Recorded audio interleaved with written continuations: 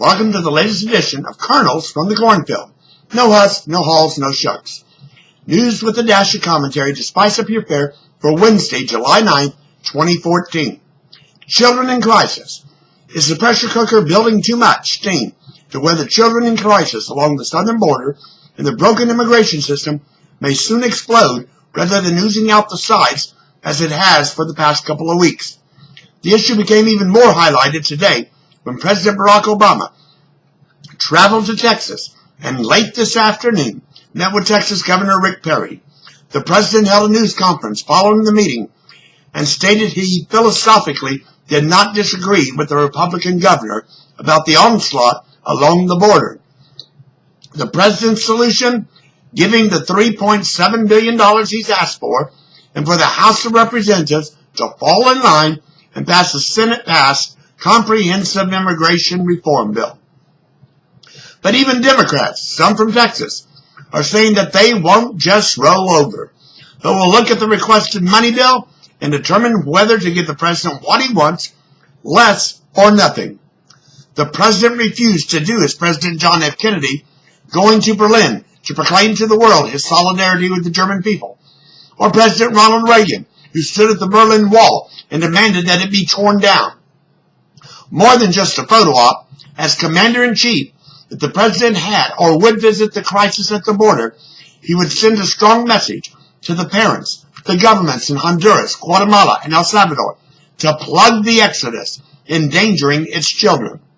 But no, this president, who has never shied from a photo op, won't go to the border. He won't own what is clearly, as captain of the American ship, his problem. But the Congress can't escape its own culpability in this crisis. Congress is tasked by the U.S. Constitution to provide oversight of the executive branch. The Congress is tasked with passing legislation to ensure a working immigration system.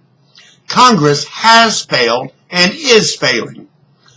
A fellow CNN reporter shared a link to a job posting on a federal government website from back in January. In January, this crisis was not a crisis, but the job posting clearly reveals that it was expected. Read all about it in my op-ed. None dare call it complicity. It's an eye-opener. No man left behind? What about the American Marine who accidentally turned around and entered into Mexico? That U.S. military member has been held in the Mexican jail for the past couple of months with what appears to be no effort on the part of the White House to secure his release. Could it be that this Marine doesn't count because there are no Taliban terrorists who jumped back in the battle to kill us to trade for him? That Marine went before a Mexican judge today, but at this moment remains in custody. Want a hit? With the U.S. border in disarray and the country in an uproar over the children in crisis, the president went bar hopping in Denver, Colorado Tuesday night. The president turned down several requests, reportedly, to share a marijuana cigarette. Now, marijuana is legal in Colorado for recreational use. Photos of the evening show the president shooting pool, kicking back beers, and having a good time laughing and joking with bar patrons. Yet the president won't go to the border and survey the crisis as commander-in-chief because it would be a photo op. It's a conspiracy, I tell you. A conspiracy.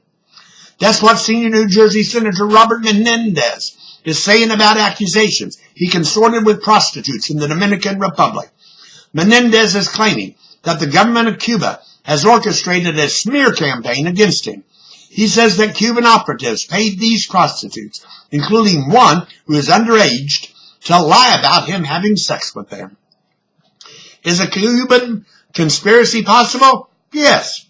But it has a ring to me like that far right-wing conspiracy defense.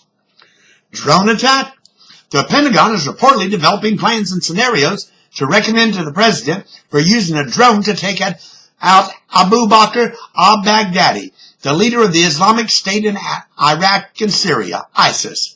If it is possible to take out Baghdadi, the problem that has erupted in Iraq will not go away. The issues and concern, which have Sunni and Shia killing each other, will not stop. Did you hear? Former governor of Alaska and Republican vice presidential candidate Sarah Palin called last night for the impeachment of the president. Palin made some good points, but doesn't look ahead. Impeachment will go nowhere and accomplish nothing. Bill Clinton was impeached but remained in office. Same would happen here. The issues and concerns would not go away. Mideastern flames. What more can I say?